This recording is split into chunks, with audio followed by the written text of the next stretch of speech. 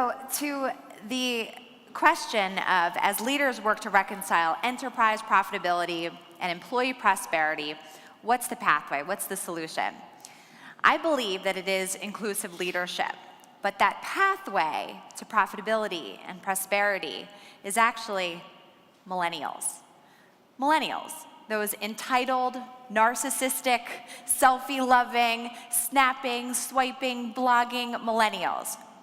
So you'll come to learn that I believe that they're much more than those negative stereotypes. And please raise your hand if any of you attended the Drucker Challenge winner breakout earlier. You would have seen the talented and brilliant millennials amongst us, and I also challenge all of you to spend some time with them before you leave Vienna. I spend a lot of time on college campuses and with early career professionals in some of the largest companies in the world to some of the smallest startups. I am quite bullish that millennials have the potential to disrupt workplace dynamics and make way for those inclusive leadership behaviors that Tammy mentioned. So over the last couple years, I've led 3 global studies. The first was around millennials. What's their values? What motivates them? What's holding them back from getting the success that they desire? And we studied 7 global growth hubs: the US, UK, Hong Kong, China, Germany, Brazil, and India. The second study was around how women advance in the workforce. What are the enablers and barriers to their success and representation? The third right now is around minorities, beginning with African American, Hispanic, Indian, and Chinese employees. So research is so important, right? But putting those insights into action is critical, and that's what I want to share.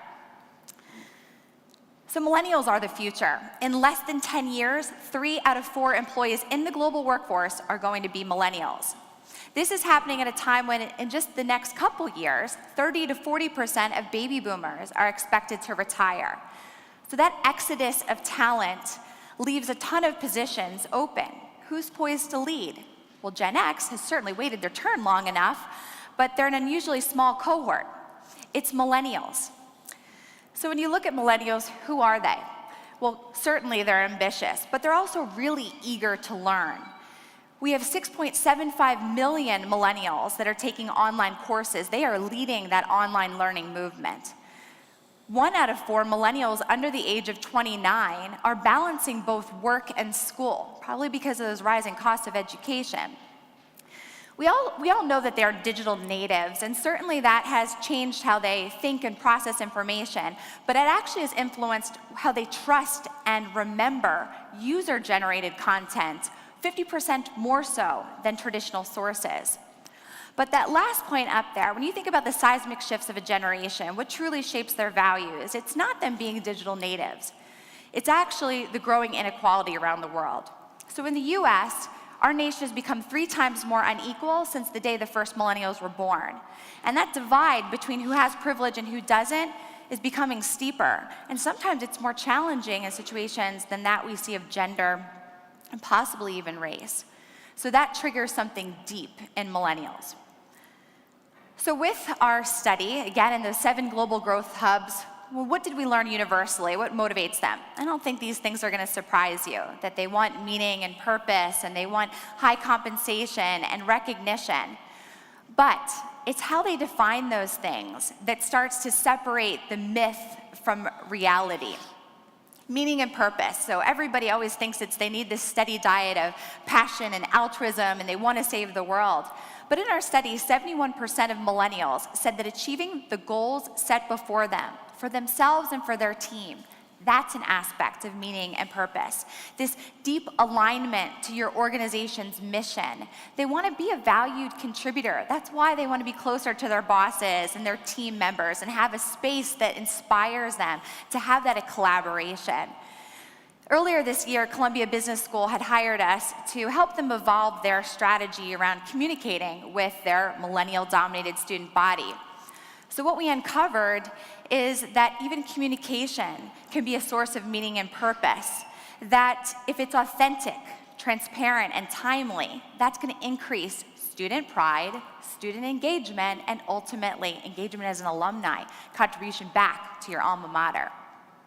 The second point about high compensation, millennials have a bad rap when it comes to money. We think that they're money hungry, they want titles, pay hikes, promotions all the time, but actually they just want that financial security that was not afforded to them. There's also a lot of friction in the workforce around dual career couples. So over 80% of millennials are in a relationship with a partner or a spouse that also has a full-time job. A very high percentage of Gen X as well.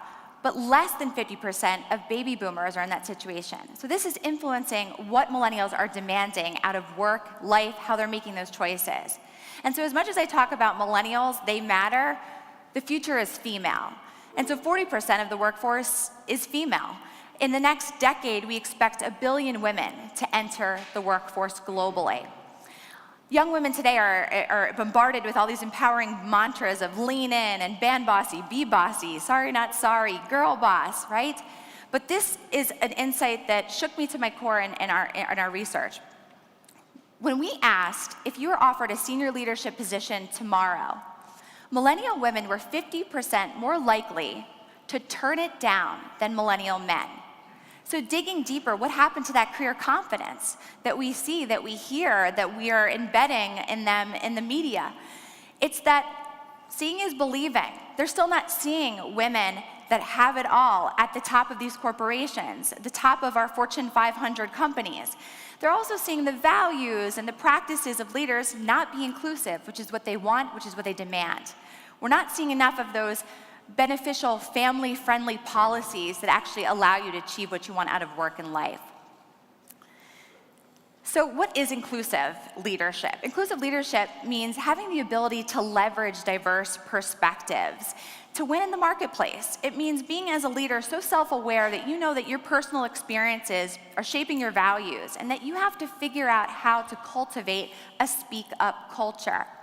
Why are millennials going to be the pathway to inclusive leadership? Well, first off, almost half identify with a race or ethnicity that's non-white. They're the most diverse generation in history. I also think they're the most tolerant generation in history. A study through the Center for Talent Innovation found that when asking employees about their perceived level of comfort with people of diverse backgrounds, 78% of millennials felt very comfortable with people of diverse backgrounds, versus 27% of baby boomers.